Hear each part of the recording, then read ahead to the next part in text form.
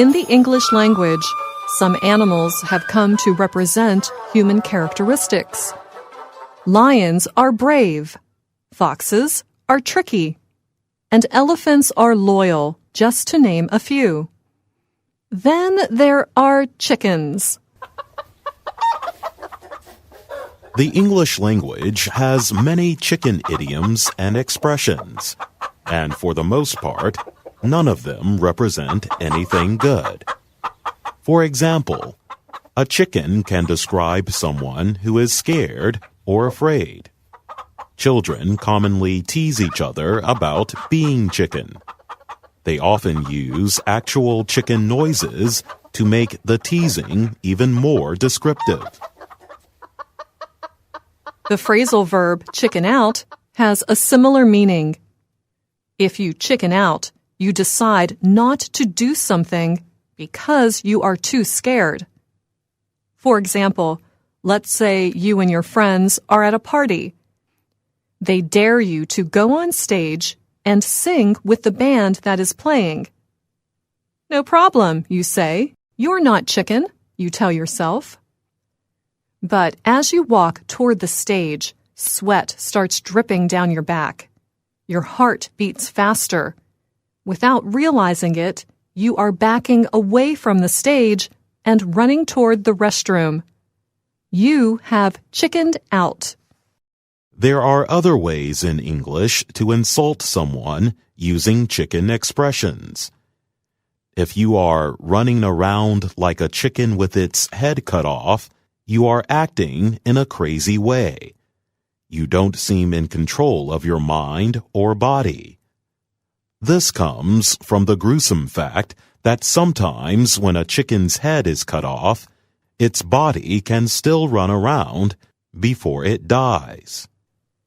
You can use this expression in many situations. To use another party example, let's say you are planning a big party for a friend. You are in charge of inviting guests, choosing the food and drinks, decorations, and entertainment. So you are in charge of everything. You have a lot to do. So you ask your best friend, Christopher, to help. But he's not a big help. All he can think about is who he's inviting to the party. You see, his girlfriend is out of town. So he invites a woman he's been dating secretly, Liza. You warn him that this could backfire, but he doesn't care. The day of the party comes, and things start going wrong almost immediately. The florist sends funeral flowers instead of the bright party flowers you ordered. The food you ordered is frozen and will not be ready for at least another day. The drinks are warm because you don't have enough ice. And the lead singer of the band is sick. You run around like a chicken with its head cut off, trying to fix all the problems. When the food delivery man hands you a bill for the food no one can eat yet, you tell him you can't read it. His handwriting is like chicken scratch. If someone is a really messy writer, you can compare their handwriting to the markings that chickens make on the ground with their feet. We call that chicken scratch. Finally, you calm down.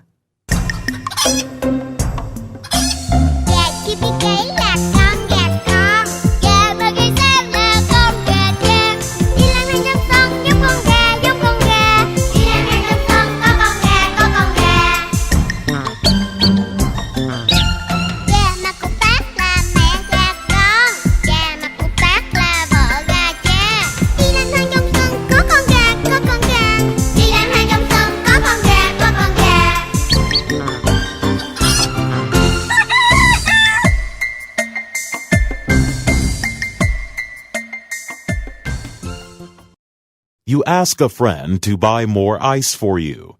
You ask another friend to order some pizzas. And then you ask your Uncle Fred to sing with the rock band. He's older than they are, but he still sings really well. "Well, I'm no spring chicken," he says, "but I'll do my best." If someone is old, we can say they are no spring chicken. This expression is informal and could be insulting, so use it with care. Most importantly, we always use this expression in the negative. You would not call someone who is young a spring chicken. This leads us to another chicken idiom. This one is not an insult, but it does describe a bad situation. What happens when your chickens come home to roost? First, what is to roost? To roost means to settle down for rest or sleep. We usually use it when talking about birds. Chickens usually return to their homes to rest. When we say your chickens have come home to roost, we are saying that your past wrongdoings have returned to negatively affect you.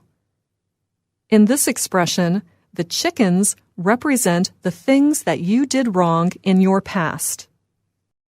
For this idiom, let's use your best friend, Christopher. One of his chickens is that he's been secretly dating Liza.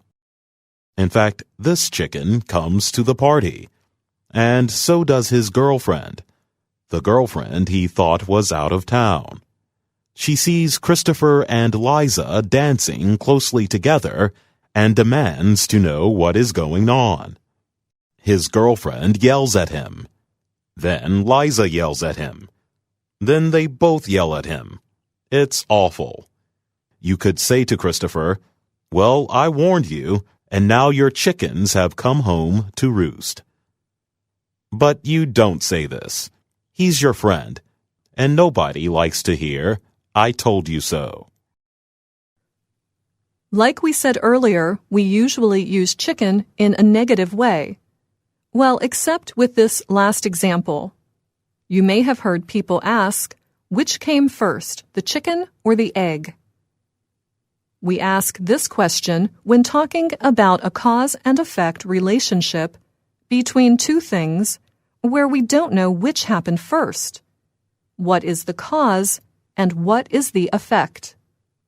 We often shorten it to simply chicken and egg. You can call something a chicken and egg situation or a chicken and egg problem. Here is how to use it. Let's say you don't like math.